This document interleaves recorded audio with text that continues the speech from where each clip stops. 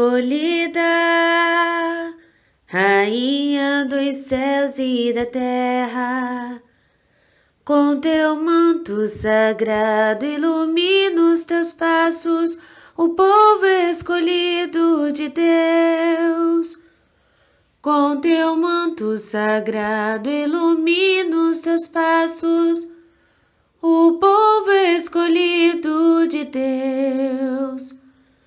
Nossa Mãe Maria, que o povo inteiro elegeu,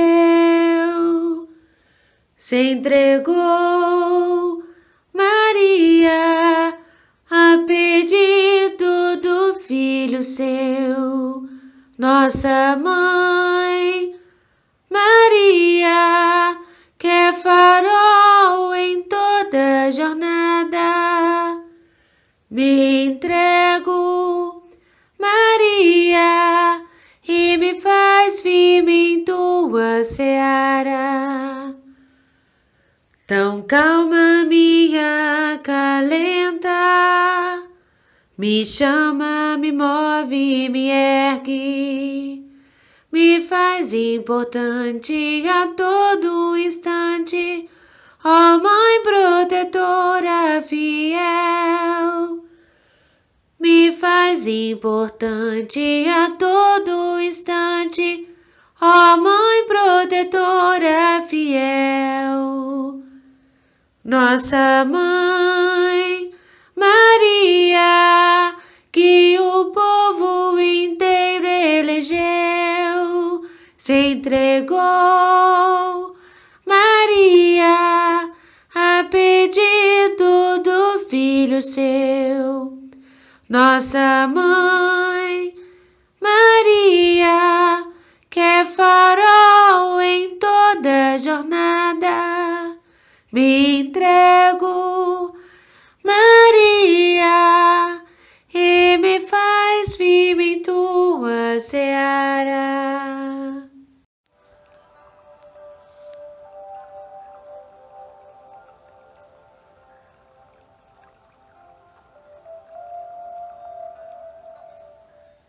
E assim, Senhor Deus, saímos desse estudo alimentados e iluminados, nos conectando a Ti, Pai Celestial, e nos purificando com o Teu infinito amor.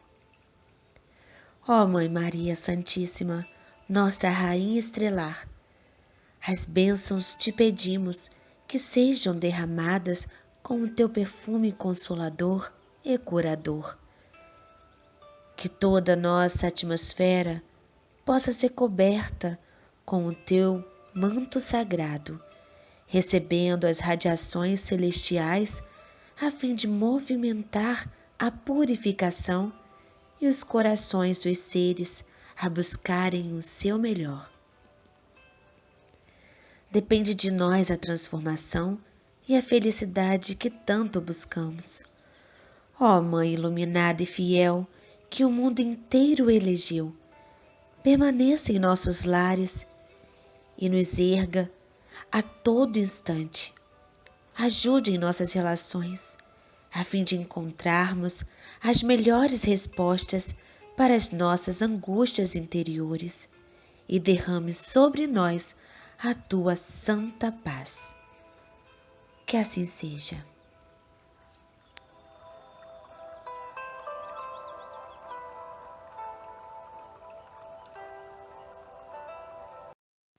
Boa noite, irmãos. A leitura do Evangelho dessa noite está em Tito, capítulo 2, versículo 11 ao 14. Porque a graça de Deus se manifestou trazendo salvação a todos.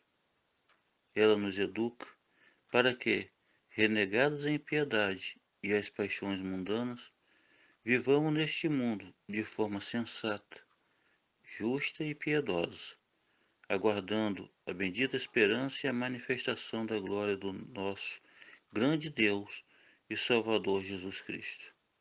Ele deu a si mesmo por nós, a fim de nos remir de toda iniquidade e purificar para si mesmo um povo exclusivamente seu, dedicado à prática de boas obras. Que assim seja. Bom, vamos iniciar o nosso estudo do Livro dos Espíritos. Eu falei que o hino de abertura seria Consagração a Nossa Senhora, mas esse será o de encerramento. Em todo caso, ouvimos um hino lindíssimo, feito pela nossa irmã Ana Laura. Então, de composição da nossa irmã Ana Laura, do nosso grupo Mem Paz. Que possamos iniciar o estudo do Livro dos Espíritos com o livro em mãos, embalados nessa vibração de amor, nessa vibração de envolvimento com Nossa Senhora Maria, que está durante todo o dia nos cobrindo com teu manto sagrado, nos envolvendo nessa sintonia de amor, de proteção, de intercessão. Meu áudio agora está certo? Eu abri.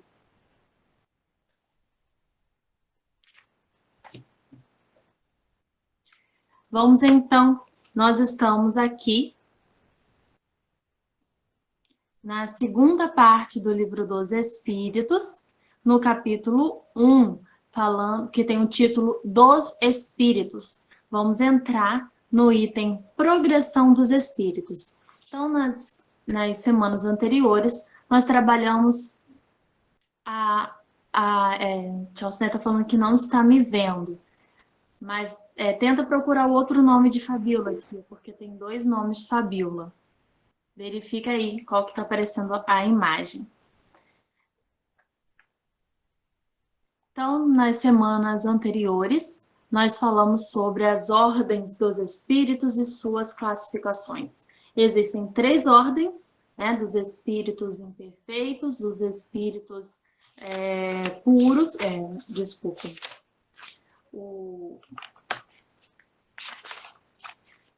os espíritos imperfeitos, os espíritos bons e os espíritos puros.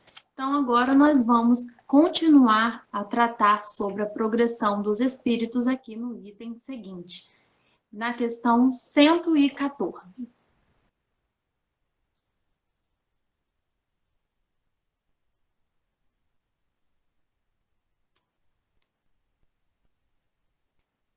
Na questão 114, Allan Kardec pergunta: os espíritos são bons ou maus por natureza?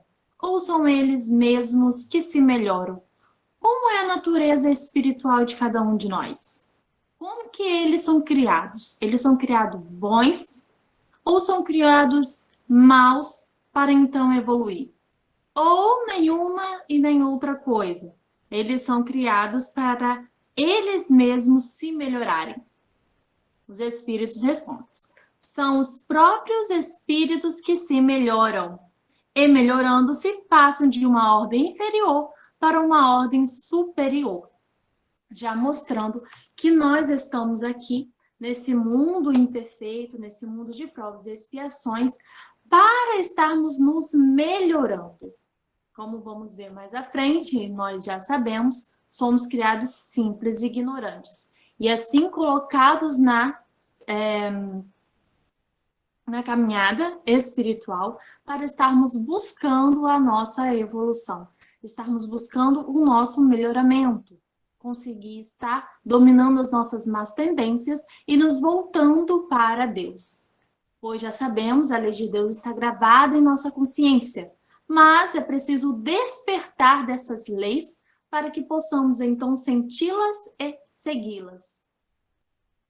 No estado de simples e ignorante, ou seja, ainda não conhecedor, ainda não entendedor, a gente ainda não compreende e a gente não consegue então praticar. Conseguimos só praticar a partir do momento que a gente compreende e sente ali, de forma racional, a lei de Deus. Por quê? São os porquês da vida.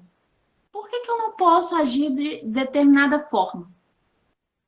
Quando eu compreender o porquê, aí sim eu vou conseguir fazer diferente. Na questão 115, Allan Kardec pergunta: entre os espíritos foram criados bons e outros maus? Então, entre os espíritos, na criação de Deus, existe algum espírito, uma porção de espíritos que foram criados maus e outros que foram criados bons? Como que se deu essa criação? Porque, observando a nossa sociedade, vemos que tanto o bem quanto o mal existem.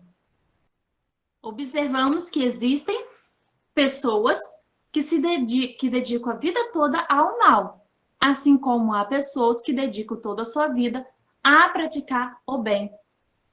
Por que isso acontece? Como que se dá? Isso deriva da criação do espírito, por terem já sido criados bons ou maus? Os espíritos respondem: Deus criou todos os espíritos simples e ignorante. Ignorante, nós sabemos que se refere ao conhecimento, certo? Quer dizer sem ciência. Deu a cada um determinada missão com o fim de esclarecê-los e fazê-los alcançar a ciência, progressivamente a perfeição para o conhecimento da verdade e aproximá-los deles. Então, Deus, apesar de ter criado os espíritos, nos ter criado simples e ignorantes, Ele nos deu a condição para alcançá-lo, para finalmente retornar ali ao seio do nosso Pai Jeová. A felicidade eterna e pura é para aqueles que alcançam essa perfeição. Os espíritos adquirem esses conhecimentos passando pelas provas que Deus lhes impõe. Alguns aceitam essas provas com submissão e alcançam mais prontamente o fim da sua destinação.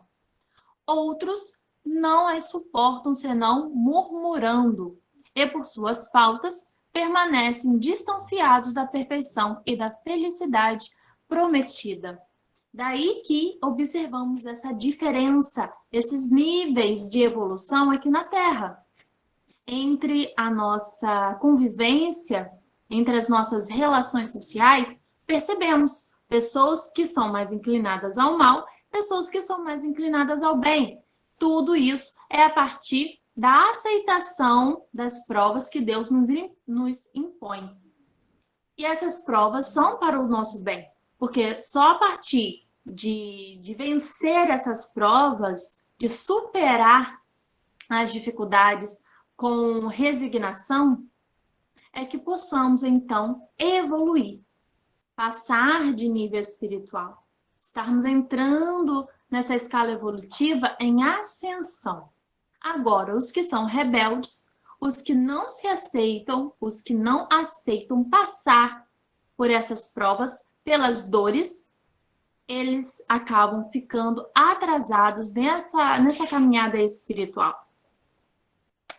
E aqui no livro O Céu e o Inferno, para a gente entender um pouco mais sobre essa questão da criação e da existência do bem e do mal, vamos ler aqui, na primeira parte do livro, no capítulo 8, item 12, que vai falar sobre os anjos segundo o Espiritismo.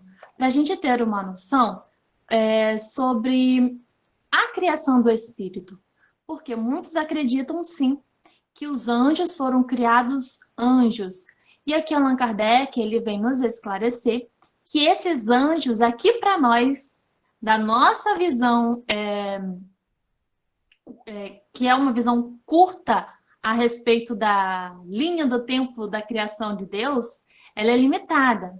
Então, se a gente for olhar um anjo, um espírito puro, vamos entender que, para a gente, né, ele sempre foi assim. Mas entendemos que os anjos, eles são espíritos como nós, criados como nós, que já estão ali na caminhada espiritual há muito mais tempo que nós estamos aqui. né? Nós estamos no início da nossa vida espiritual, ainda passando pelo segundo estágio de planeta evolutivo, que é um planeta de prova e expiação, que é a Terra. Pois sabemos que, assim como nós estudamos a escala evolutiva dos espíritos, os planetas também passam por esses estágios evolutivos. E a Terra está no segundo estágio. Tem o mundo primitivo, em seguida, o planeta de provas e expiações. E aqui nós estamos. Isso já demonstra que somos novos, somos ainda criaturas de Deus recém-criadas, recém-criadas entre aspas. Para nós, observando o tempo de criação da Terra, somos já antigos, mas em comparação a toda a criação de Deus, somos bem recentes, somos criaturas recentes. Os anjos, em que tem as categorias, né, que são os serafins, os querubins, os arcanjos e os anjos, eles já são espíritos criados assim, que a gente nem consegue mensurar há quanto tempo eles já estão ali, vivendo ali a sua vida espiritual, certo? E essa questão de serafim, querubins, arcanjos e anjos são categorias, são cargos espirituais, vamos colocar dessa forma, que depende sim do estágio evolutivo, mas são cargos em que esses espíritos eles são convocados por Deus para uma determinada missão. Então, estão perguntando, os anjos reencarnam? Não mais, porque eles já estão na categoria de espíritos puros. Mas um dia eles já reencarnaram. Com certeza, não foi aqui na Terra. Foi em um outro planeta, em uma outra dimensão. Assim como Cristo. Jesus Cristo, ele veio como missionário aqui na Terra. Mas a sua trajetória evolutiva se deu em outro planeta. Ele não teve reencarnação de forma expiatória aqui na Terra. Ele veio como missionário por ser o governador da Terra. Ele participou da criação desse planeta, Jesus Cristo. Então, a voz que os profetas ouviram no Antigo Testamento era a voz de Jesus, não era a voz direta de Deus. Assim, os profetas nomearam, né? Eles definiram como ter sido recebido de Deus, mas, na verdade, era Jesus que manifestava ali a vontade de Deus, a vontade de Jeová. Então, toda a comunicação que os profetas tiveram com Jeová, na realidade, foi ali a manifestação de Jesus que estava obedecendo à vontade de Jeová. Então, quando está lá na Bíblia que Jeová diz, né, faça-se a luz, assim a luz foi feita, e faz toda aquela contação da criação do planeta, e demonstra que ele não está sozinho, porque em muitas partes ele fala no plural, né? Isso é porque tinha toda uma equipe espiritual envolvida na construção da Terra. E Jesus estava chefiando, estava governando a criação da Terra. Então, ele veio como missionário, mas não passou, não evoluiu aqui na Terra, ele evoluiu em outro planeta. Assim como os anjos. Então, o anjo Gabriel, o anjo Rafael e outros anjos, eles são espíritos que também passaram pela sua trajetória expiatória, pela sua trajetória por reencarnações, mas em outras dimensões, em planetas que hoje já são planetas evoluídos, mas que um dia foram também planetas primitivos, planetas de prova e expiação, e assim por diante, certo? Então está muito distante de nós. Pelo nosso conceito, podemos falar que eles são puros, são perfeitos de toda a eternidade. Mas, olhando ali pelo aspecto da eternidade, porque a criação de Deus, ela teve um início, mas que a gente não faz noção desse tempo, certo? Somente Deus que não teve início e não tem fim. Nós tivemos início e não teremos um fim, pois faz parte ali da lei de Deus sermos eternos, sermos seres eternos. Então, aqui, no tópico 12, vamos falar um pouquinho para a gente entender sobre isso. Que haja seres dotados de todas as qualidades atribuídas aos anjos, disso não se poderia duvidar. A revelação espírita confirma sobre esse ponto a crença de todos os povos da realidade da existência de anjos, mas nos faz conhecer ao mesmo tempo a natureza e a origem desses seres. As almas ou espíritos são criados simples e ignorantes, quer dizer, sem conhecimentos e sem consciência do bem e do mal, mas aptas a adquirirem tudo o que lhes falta. Adquirem-no pelo trabalho, o objetivo que é a perfeição. É ao mesmo para todas as criaturas de Deus. Todos nós, até os anjos, foram criados simples e ignorantes. Só que eles já estão ali uma jornada já há muito mais tempo. Alcança-na mais ou menos prontamente, em virtude de seu livre-arbítrio e em razão dos seus esforços. Todas têm os mesmos graus a percorrer, o mesmo trabalho a cumprir.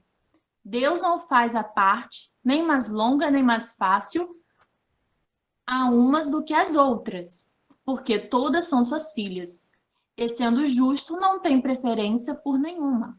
Diz-lhe, Deus nos diz, né? Eis a lei que deve ser a vossa regra de conduta. Só ela pode vos conduzir ao objetivo. Tudo que está conforme essa lei é o bem. Tudo que lhe é contrário é o mal. Sois livres para observá-la ou infringi-la, e sereis assim os árbitros da vossa própria sorte. Deus, pois, não criou o mal. Agora uma parte importante, né? Então, primeiro aqui, nesses dois parágrafos, Allan Kardec nos esclarece que todos nós fomos criados da mesma forma, né?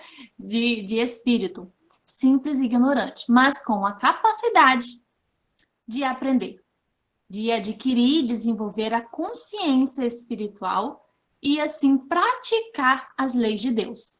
E depende de cada um, de acordo com a vontade, andar mais rápido ou mais lentamente, mas que todos têm as mesmas condições. A gente aqui que faz ali a oportunidade, né? Nós que fazemos a oportunidade do nosso avanço espiritual. Deus, pois, não criou o mal. Todas as suas leis são para o bem. É o próprio homem quem cria o mal, infringindo as leis de Deus. Então, quando aqui pergunta se algum espírito foi criado mal, nós já entendemos com essa parte aqui que Deus não criou o mal. O mal é a ausência do bem. E isso se dá pelas nossas escolhas. Como fala aqui no Livro dos Espíritos, o nosso livre-arbítrio. Nós é que tomamos as decisões da nossa encarnação, da nossa vida, de toda nossa trajetória espiritual e também aqui, reencarnatórias, certo? 115A. Segundo isto, os espíritos seriam, em sua origem, como são as crianças, ignorantes e sem experiência, adquirindo pouco a pouco os conhecimentos que lhes faltam em percorrendo as diferentes fases da vida. Está fazendo uma comparação à nossa fase da infância, né? Em que, quando estamos na fase da infância, nós somos leigos, nós não temos conhecimentos. É necessário passar pela vivência e também sermos ensinados, porque se não for assim, a gente não aprende nem a falar. Se a gente não tiver ali a convivência com o outro, porque é ouvindo, não só o professor ou os pais ensinando a criança a falar, que a criança aprende a falar, mas também ouvindo e reproduzindo. Se não houver isso, nós não temos ali as condições de evoluir, de alcançar a maturidade com conhecimento. Vamos ser eternamente crianças. Mas Deus deu essa capacidade de estarmos avançando a todo instante. Então, a resposta: sim, a comparação é justa. A criança rebelde permanece ignorante e imperfeita. Segundo sua docilidade, ela aproveita mais ou menos. Todavia, a vida do homem tem um termo, e a dos espíritos se estende ao infinito. Então, essa comparação, a nossa evolução espiritual, fazer uma comparação com a fase da infância, e assim, em seguida, as fases que nós passamos aqui na Terra, ela é válida, ela é justa, mas sempre tem as observações, como aqui fala no final, né? A criança, aqui na Terra, a nossa vida vai acabar. A nossa vida material, ela acaba. Nós desencarnamos. Agora, a vida do espírito, não. Daí se dá as novas oportunidades de recomeço de aprendizagem. Porque questões que nós aprendemos somente na fase da infância, o nosso espírito vai estar revivendo a toda encarnação, assim como também no plano espiritual. Pois já vimos que a gente evolui tanto aqui quanto lá. Evoluímos nos dois mundos. Só que é necessário passar pelo dois sofrimentos da carne para estarmos ainda mais, né, tendo o mérito da evolução. Conseguir ali dominar as nossas más tendências, o nosso orgulho, vaidade, ganância e outros vícios morais. Questão 116. Há espíritos que permanecerão perpetuamente na ordem inferiores? Já vimos que somos todos criados simples e ignorantes.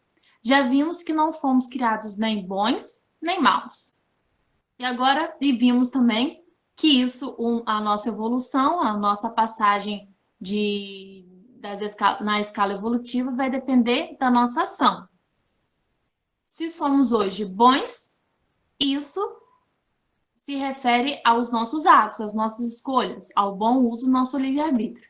Se hoje nós somos maus, da mesma forma, corresponde ao mau uso do nosso livre-arbítrio, mas tudo parte da nossa vontade e das nossas escolhas.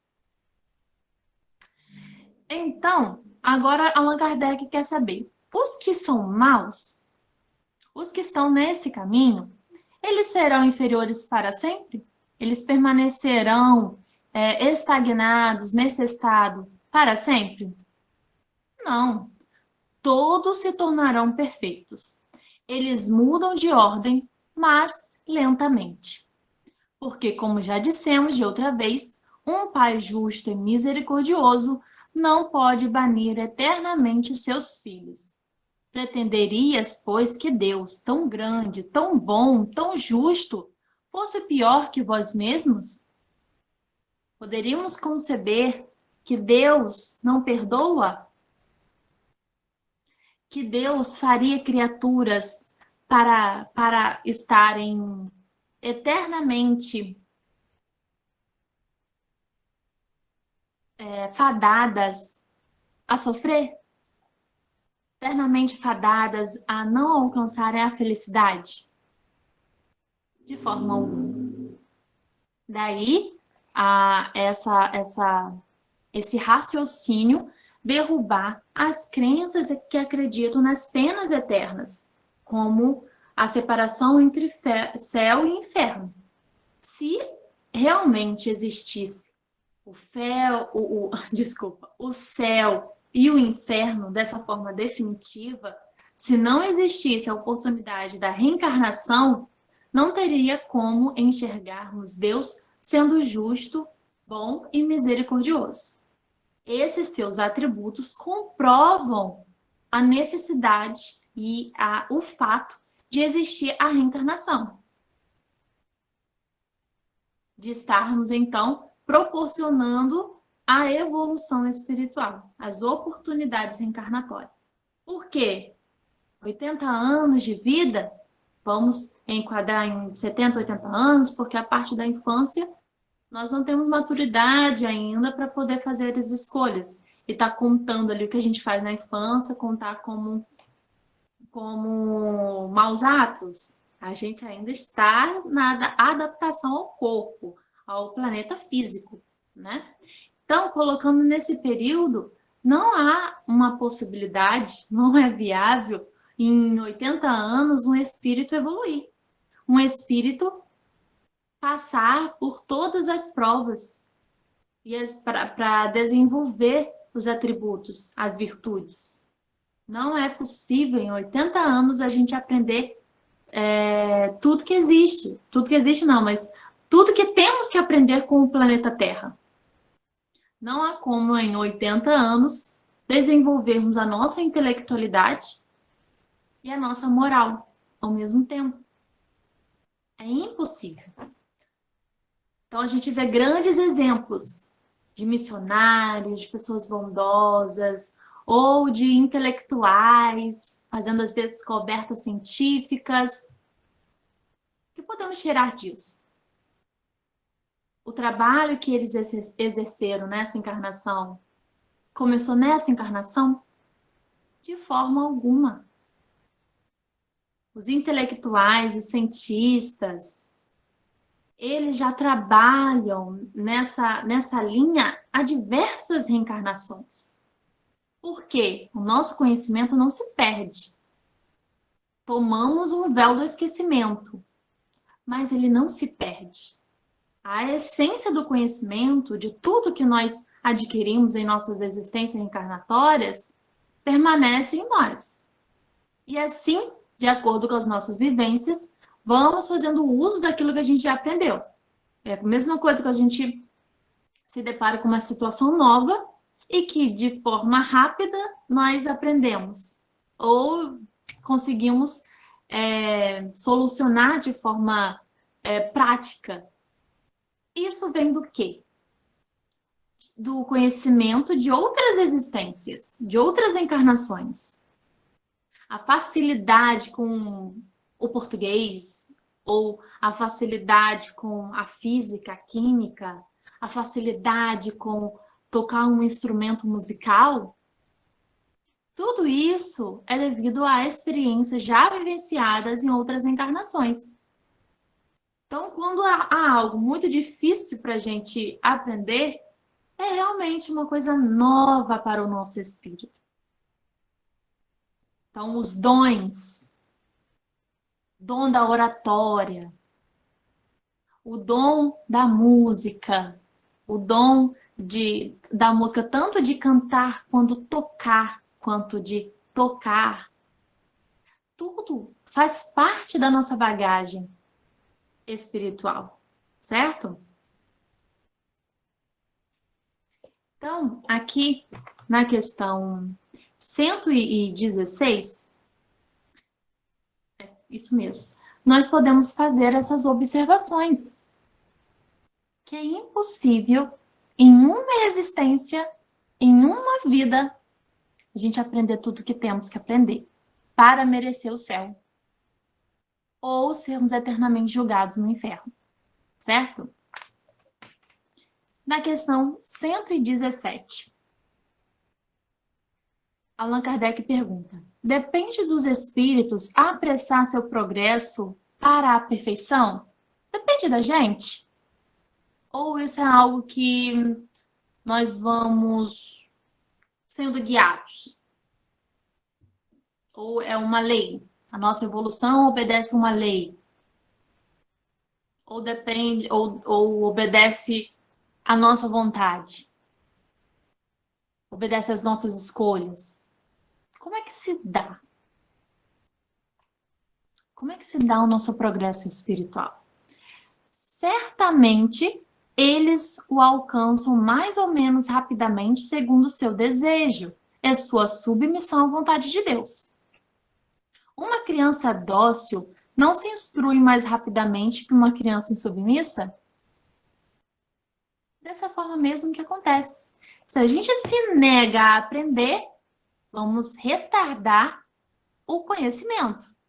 Agora, se a gente se dedica, se a gente tem a vontade de aprender, vamos conquistar muito mais rápido esse conhecimento. É como se eu for fazer aula de música. Pô, eu quero aprender a tocar violão. Quero não, né? Meus pais, vamos colocar assim. Meu pai me colocou na aula de violão.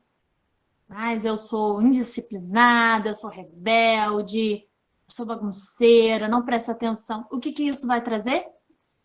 Não vou conseguir prestar atenção no professor, vou começar a fazer brincadeiras, não vou levar a sério aquela aula de violão, não vou fazer as atividades de casa para aprimorar, e assim eu não vou aprender a tocar violão. Agora, se eu for uma pessoa disciplinada, uma pessoa que tem vontade de aprender, que faz os exercícios de casa, pratica, eu vou aprender rápido a tocar aquele instrumento. Assim, se dá da mesma forma com o nosso processo evolutivo. Se eu me dedico, se eu tenho vontade, e se eu me inclino para o evangelho, eu vou conseguir dominar as minhas más tendências, e essas más tendências, elas são criadas devido à nossa rebeldia, à nossa insubmissão, tá? Porque a gente sempre fala assim, né? Dominar as minhas más tendências. Mas da onde vem as minhas más tendências? Por que hoje eu tenho más tendências? Justamente porque em outras encarnações eu me inclinei para o mal. Eu não me abri, né, para Deus e fui insubmissa, fui rebelde. Preferi as coisas do mundo, preferi me dedicar ao material do que ao espiritual. E assim, como tudo fica registrado na nossa bagagem, no nosso perispírito, hoje eu tenho que lidar com essas más tendências, com essas más inclinações. É como um vício. Como que é difícil a gente dominar a nossa língua nos vícios de linguagem? Se a gente sempre fala né, ou a gente sempre fala hora, ou se a gente sempre fala qualquer outra verbo de conexão para estarmos nos exprimindo. Como é difícil nos regrar para não falar. Tá, né? Com o tá bom, é isso, né? Então, tudo é difícil. Se esses pequenos vícios são difíceis de serem controlados, como manias também, de roer unha, de coçar a cabeça, qualquer desses caguetes, é difícil de ser controlado. Imagina questões que são do espírito, questões morais, muito mais difícil ainda, não é mesmo? Por isso que, ao nos inclinarmos ao Evangelho, ao sermos submissos à vontade de Deus, e essa submissão é o quê? Justamente a resignação, mas a resignação ativa, não é? Muitas pessoas pensam, levam em consideração o termo submissão como algo de aceitação estagnada. Não, é uma resignação ativa, ou seja, não lidar com a situação com rebeldia, mas lutar para vencer aquela situação. Nós vimos em um estudo do Evangelho feito por Chalcineia, no último estudo dela, em que foi falado sobre a doença. Se eu tenho uma doença, eu vou ser submissa à vontade de Deus e não correr atrás para me curar? Não é esse tipo, isso não é a submissão que Deus está nos apresentando. A submissão divina é a resignação, mas a resignação ativa e corajosa. Se eu tenho uma doença, eu tenho que buscar, sim, tratar da minha saúde. Assim como os problemas que enfrentamos no dia a dia, problemas familiares, nós temos que correr atrás para estarmos modificando aquela situação. mas sem estarmos nos rebelando contra Deus, sem estarmos fazendo perjúrio, questionamento assim, né? Ah, Deus, por que eu não mereço? Por que fizeste isso comigo? Foi Deus que fez conosco. Nós fizemos conosco os mesmos, devido às nossas más escolhas. E como diz, né? O plantio é livre, mas a colheita é obrigatória. Nós não temos como fugir disso. Vamos colher o que semeamos. Se alguém quiser fazer alguma pergunta, algum comentário, fique à vontade. Questão 118. Podem os espíritos degenerar? Pode o espírito regredir? Não. À medida que avança, compreende o que a distância da perfeição. Desculpa. À medida que avançam, compreendo o que os distancia da perfeição. Quando o espírito finda uma prova, fica com o conhecimento, que não esquece mais. Tanto conhecimento moral quanto conhecimento intelectual. Fica preservado, mesmo que eu possa não utilizar naquela encarnação. Por exemplo, na vida passada eu fui médica. Nessa vida eu não sou médica e não sei nada de medicina. Mas eu não sei nessa vida. Meu espírito sabe. Só que aquele conhecimento não tem a necessidade de ser utilizado nessa encarnação. Certo?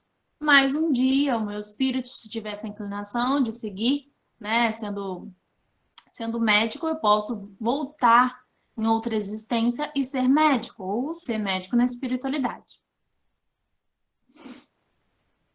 Assim como também eu posso não fazer medicina e ter despertado em minha consciência todo o conhecimento. Temos aquela personalidade que a Jalcineia sabe de quem, agora fugiu o nome, em que ele não fez medicina, mas ele operava. Ele era, vamos dizer assim, né, um assistente de um médico, e que ele que dava ali as orientações para a operação. Ele não tinha licença, ele não fez medicina, mas o seu espírito tinha esse conhecimento de outras encarnações. Jalcineia, você lembra o nome? Se lembrar, coloque aí nos comentários para eu estar falando. É uma personalidade, é um vulto conhecido. Mas eu esqueci o nome. Então, o que diz, né? Quando o espírito finda uma prova, fica o conhecimento que não mais esquece. Pode permanecer estacionário, mas não retrograda. Então, olha só, a gente estaciona, mas a gente não regride. A gente não perde o conhecimento que nós adquirimos. Então, por exemplo, no livro Aconteceu na Casa Espírita, o espírito que comanda os atentados naquela casa, naquele grupo espírita, ele foi espírita na sua última encarnação. Ele recebeu o conhecimento. Ele passou pela evangelização. Mas ele estava passando por uma fase de rebeldia. O que ele tinha aprendido, ele esqueceu e passou a ser um espírito obsessor? Não. Ele negou aquele conhecimento e preferiu se inclinar para a prática obsessiva, para a vingança. Doutor Lívia, isso mesmo. Então, o doutor Lívia, ele que fez o primeiro transplante de coração, isso mesmo. Então, doutor Lívia, ele não fez medicina nessa encarnação. Porém, olha só, ele que fez o primeiro transplante de coração, que bolou todo, que arquitetou e teve a ideia, né? Teve a ideia, arquitetou, projetou como que seria feito, né? E realizou junto com um outro médico que tinha ali a licença. Então, ele realizou isso. Por quê? O seu espírito tinha esse conhecimento. Uma história muito bonita, não é mesmo? Assim como vemos outras histórias de gênios, que tem um grande conhecimento sem ter passado por uma formação.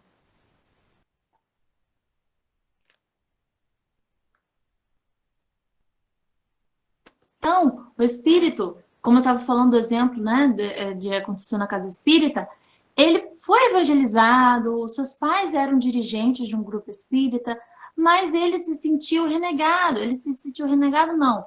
Se sentiu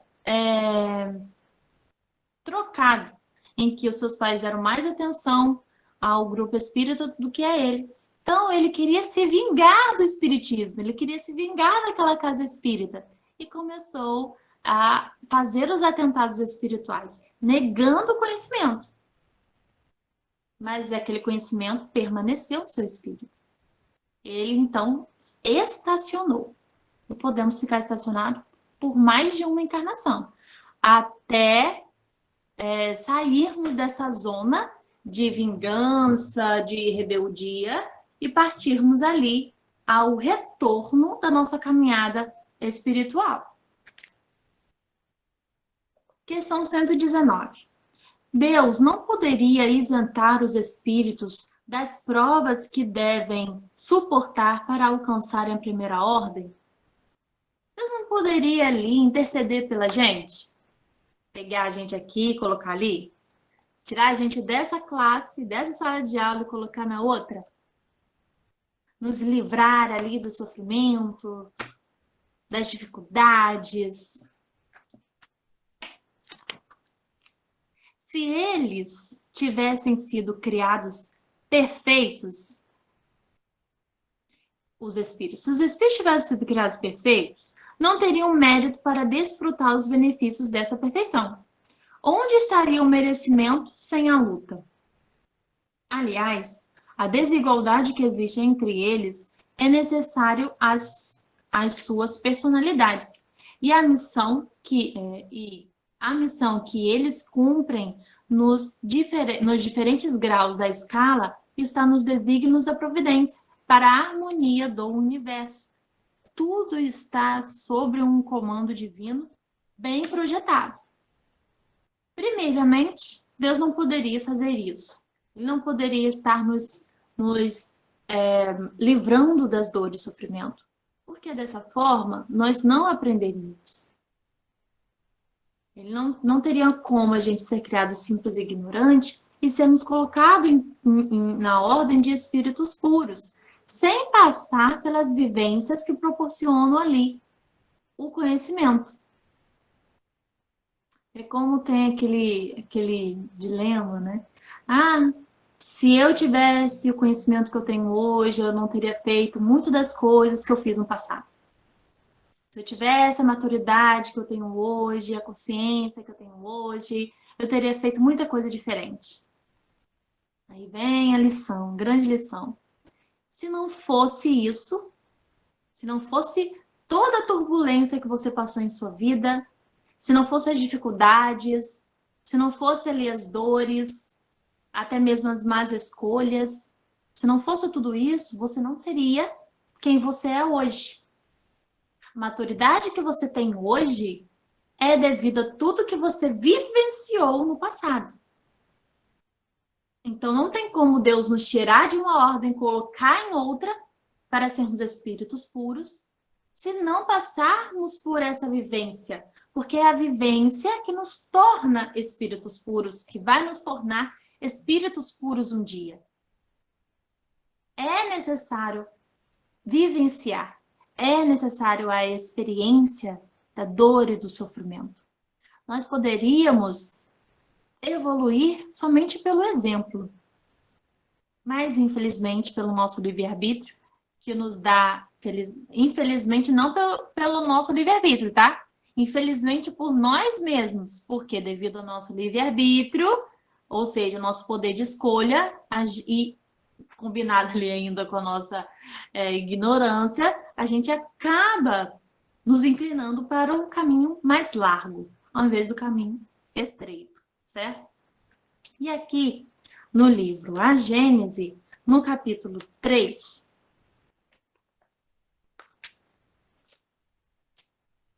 aqui no capítulo 3, da Gênesis, no item 5, fala assim, ó. Devendo o homem progredir, os males aos quais será exposto são um estimulante para o exercício da sua inteligência, de todas as suas faculdades físicas e morais, iniciando-o na pesquisa dos meios para deles subtrair-se. Se não tivesse nada a temer, nenhuma necessidade o levaria à procura dos meios. Seu espírito se entorpeceria na inatividade, não inventaria nada e não descobriria nada. Devido a isso, que Deus nos impõe a dor e o sofrimento. Porque se a gente não enfrentasse as provas e as expiações, a gente não aprenderia. A gente viveria ali de forma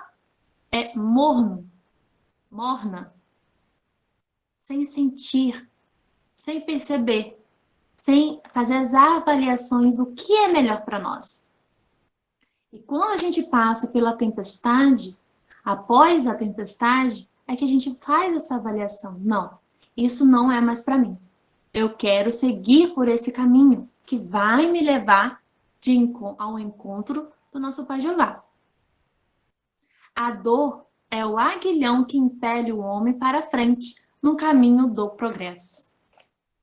Como vimos, não tem primeiramente, precisamos merecer para estarmos colhendo a felicidade eterna e, devido a isso, a gente tem que passar pelos aguilhões da vida, pelas dores e sofrimentos, para então adquirir essa bagagem que vai nos tornar espíritos puros um dia.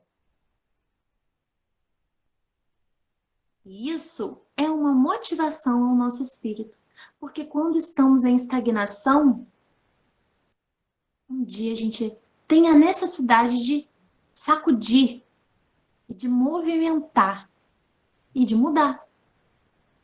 É como a gente passar, por exemplo, aqui na quarentena, no isolamento. A gente fica lá no começo, né? Ficamos a semana toda, aquele marasmo, não fazer nada, ficar dentro de casa. Claro que nem todos foram assim. Uns continuaram trabalhando, né, em outras atividades. Mas ficamos ali, né, naquela calmaria, sem fazer nada, sem poder sair, sem poder experimentar outras coisas, sem poder observar e sentir, muitas vezes, a natureza, principalmente pessoas que moram em apartamento, sentiram ali aquela repressão. Qual que era a maior vontade? De sair, de gritar, né? Sair correndo, não, pelo amor de Deus, me tira daqui. Quantas pessoas não falaram isso? Nossa, não aguento mais ficar dentro de casa, eu preciso sair, eu preciso fazer alguma coisa, eu quero trabalhar, eu quero estudar, eu quero me movimentar, eu vou procurar uma aula no YouTube de uma língua estrangeira para aprender, porque eu preciso fazer alguma coisa. E esse mesmo impulso, nós em espírito, passamos também. Quando ficamos ali muito detidos, por séculos e séculos, detidos ali na estagnação, um dia vamos sentir esse despertar, essa necessidade de fazer alguma coisa. Essa motivação. Então, retornamos ao caminho do progresso, da ascensão. Então, temos um comentário. Muitos se revoltam mesmo tendo conhecimento. Por que isso ocorre? Principalmente nós espíritas que já temos todo o conhecimento que é necessário. Nós já sabemos por que sofremos, nós já sabemos por que reencarnamos, o porquê da vida, como tem o título do livro de Leon Denis, O Porquê da Vida. Os espíritas sabem o porquê da vida. Os espíritas sabem o motivo da dor, das provas, das expiações. Os espíritas sabem o motivo das diferenças sociais, da morte da infância, das limitações físicas. Nós temos respostas para tudo isso. tudo que poderia nos proporcionar uma rebeldia por falta do conhecimento, nós temos. Então, se eu não fosse espírita, se eu não conhecesse a reencarnação, se eu não soubesse de tudo que o espiritismo nos dá, eu poderia, então, fazer esses questionamentos. Meu Deus, mas por que essa pessoa nasceu cega? Por que uma nasce cega e outra não? Por que uma nasce com essa limitação e outra não? Por que uma nasce pobre e outra nasce rica? Poderia fazer esse questionamento, mas nós não podemos. Por quê? Já sabemos. E porque mesmo assim, com o conhecimento, como é a pergunta, né? A gente acaba se revoltando. Por que isso ocorre? É uma questão que nós temos. Nós temos que estar fazendo. Nós estamos murmurando, nós estamos reclamando, nós estamos questionando, nós estamos nos revoltando. Aí outra, ela complementa aqui, né? Será porque não acredita no conhecimento?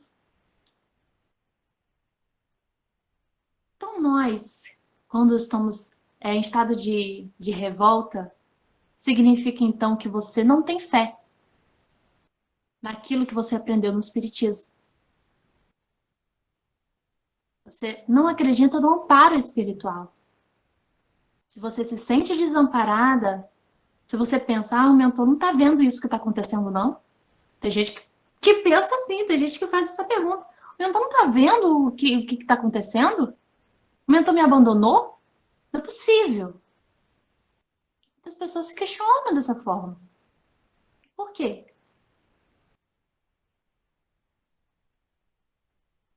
É outra pergunta. Ou porque não acredita. Então vou ler tudo, né? Muitos se revoltam mesmo tendo o conhecimento. Por que isso ocorre? Será porque não acredita no conhecimento? Ou porque não acredita que existe outra vida após esta? Na realidade, a gente pode até saber. Outra coisa é vivenciar esse saber. É ter a compreensão da profundidade de tudo que a gente sabe.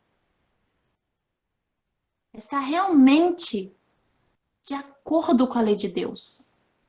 Porque a gente pode saber, mas a gente pode não concordar com ela. Quando a gente não concorda, e a concordância vem da falta de resignação, da falta da submissão, e da onde e por que a gente se torna insubmissos? Devido ao nosso orgulho e nosso egoísmo. Quando a gente não, por quê? O conhecimento do Espiritismo veio combater o orgulho e o egoísmo que nos coloca no caminho da revolta. Então, uma coisa está entrelaçada à outra. Como vamos falar, não tem como te responder de uma forma simples. É um apanhado, é uma trajetória que nos leva à revolta. Então, eu tenho conhecimento, mas eu estou revoltada. Tudo isso, toda essa linha, é que nos vai trazer o esclarecimento dessa pergunta. Então, eu tenho conhecimento, mas eu não concordo com ele ser aplicado em minha vida. Daí vem o nosso orgulho e o egoísmo. O orgulho de que eu não mereço isso. Não, eu sou uma pessoa muito boa. Não, eu estou no caminho. Não, mas eu estudo, eu leio. Isso é o orgulho, é a vaidade. De não aceitar passar por isso. Mas outro pode passar. O outro pode. E o outro pode passar e pode vencer. E tem que vencer. Mas eu não. Eu não mereço passar por isso. Merece. E é importante que passe. E esse merecimento não é um castigo. Faz parte tanto de você quitar o seu débito, quanto de você evoluir em cima desse sofrimento. E quando a gente se revolta, além do nosso orgulho e egoísmo estar ali em atividade, significa que a sua fé está abalada, você não tem fé. Não tem como. Ah, mas eu oro, eu tenho fé sim, eu oro. Não está orando com o coração. Você só está proferindo palavras. A oração é muito mais do que você fechar os olhos, juntar as mãos e fazer o seu pedido. E agradecimento. É muito mais do que isso. Oração é você sentir o envolvimento espiritual.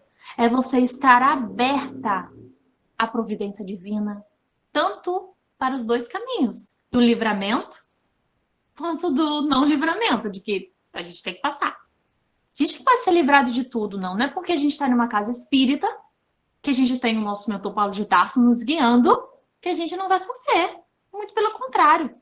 Aí mais que a gente tinha que sofrer para poder o quê? Colocar em prática o nosso conhecimento. Quanto mais lhe é dado, mais lhe será cobrado.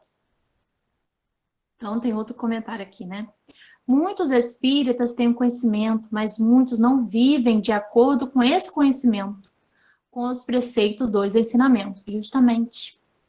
E quando falta vivência no dia a dia, a dor vem e nos derruba facilmente. Porque o que importa é a prática. Como uma comunicação que a gente recebeu recentemente, o irmão falou assim, né? Aqui na espiritualidade, eles levam muito a sério a prática. Ele falou isso assim, né? Pela experiência que ele passou. Ele disse isso. Aqui, os espíritos, né, na espiritualidade, eles levam muito a sério o que a gente faz na Terra. A prática é o que conta. Conhecimento não conta. E sim, o que a gente faz com ele. Então, se eu não uso o conhecimento que eu tenho, só vai me levar para caminhos mais dolorosos ainda. Outra cotinha comentou, né? A importância da aceitação dos problemas. Sem a aceitação, sem a resignação, a gente só vai cair em falha. A gente só vai falir no nosso compromisso espiritual. Lembrando que nós somos predestinados a passar por dores e sofrimento. O que é essa predestinação? É o projeto que a gente aceitou antes de encarnar. Nós estamos cientes do que vamos passar aqui. Estamos cientes da dificuldade com os familiares que teremos. Cientes da dificuldade financeira que passaremos. E tantas outras dificuldades. Tudo isso nós estamos cientes. E aqui, em vida, as coisas podem se agravar ou serem aliviadas, dependendo da nossa resignação e da nossa ação. É como aquele exemplo de um senhor de escravo que ele colocou o braço para castigar um dos seus escravos, ele colocou o braço daquele escravo numa moenda. E aí ele perdeu o braço todo, né? E qual que foi E aí depois desencarnaram, aquele senhor de escravo na espiritualidade se arrependeu e veio então para estar passando pela mesma prova de perder o braço. Aqui em vida ele trabalhou, ele foi resignado e quando chegou o momento, ele praticou bem, né? E quando chegou o momento da prova, da perda do seu braço, ele só perdeu o dedo mindinho. Só isso. Por quê? Todas as suas ações anteriores, todo o bem que ele fez, movida ali pela sua resignação, pela compreensão do que ele tinha que passar, que o seu espírito sabia. Ele foi resgatando esse débito dessa forma, fazendo bem, fazendo a caridade, tendo bons sentimentos, sendo resignado.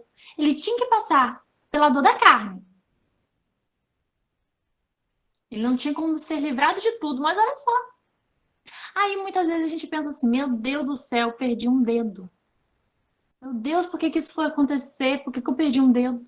Sendo que a gente poderia ter perdido um braço inteiro. Né? Daí são os livramentos.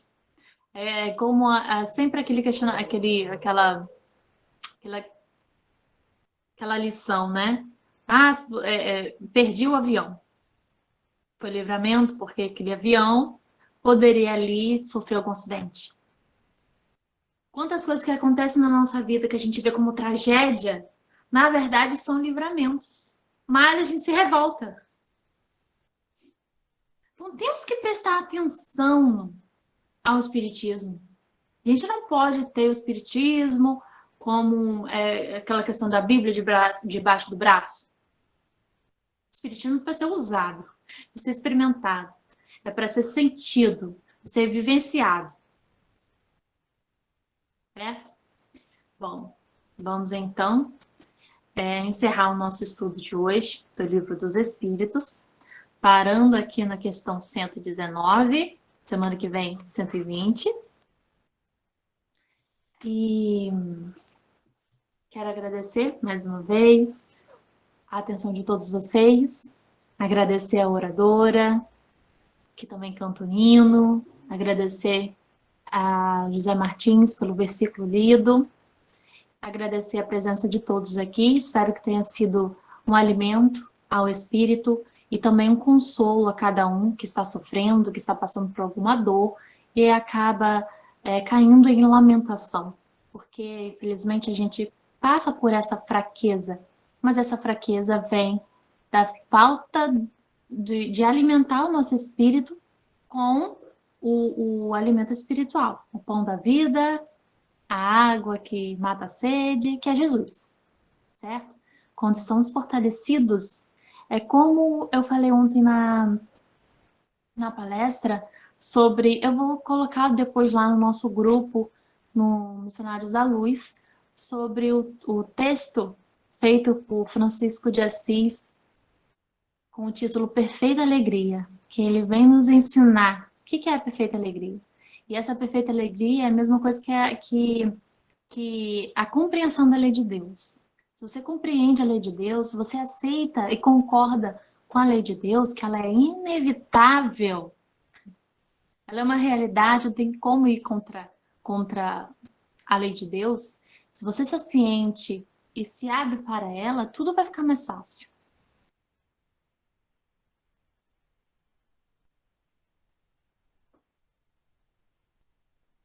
Ai, meu Deus, como é que alguém me ligou? Foi, desculpa. Então, se eu estou ali nesse processo da vontade de evoluir, eu vou aceitar de bom grado o sofrimento. Vou aceitar de bom grado as complicações familiares. Porque isso é que vai nos fazer crescer, isso que vai nos fazer quitar os nossos débitos. Certo? Então, vou finalizar, porque daqui a pouco eu tenho o nosso trabalho de vibração, não posso me estender muito. Mais uma vez agradeço aos colaboradores do trabalho de hoje, assim como a todos os presentes, e espero que tenha sido fortalecedor. Vou colocar agora o nosso hino de encerramento, sim, o hino de consagração à Nossa Senhora. Que assim seja.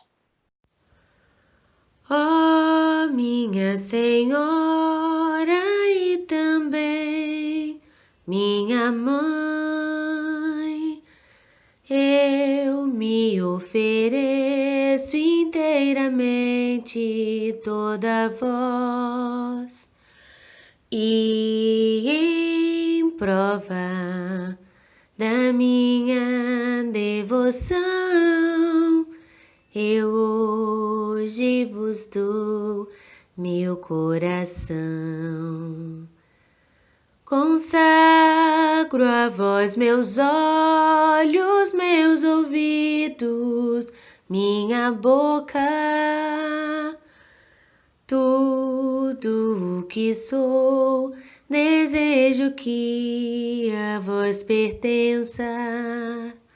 Incomparável Mãe, guardai-me, defendei-me como filho e propriedade vossa.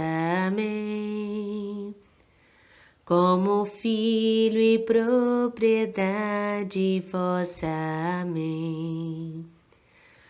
Ó minha Senhora e também minha Mãe, eu me ofereço inteiramente toda vós, e em prova da minha devoção, eu hoje vos dou meu coração. Consagro a vós meus olhos, meus ouvidos, minha boca, tudo o que sou. Desejo que a vós pertença, incomparável Mãe. Guardai-me, defendei-me, como filho e propriedade vossa. Amém. Como filho e propriedade vossa. Amém.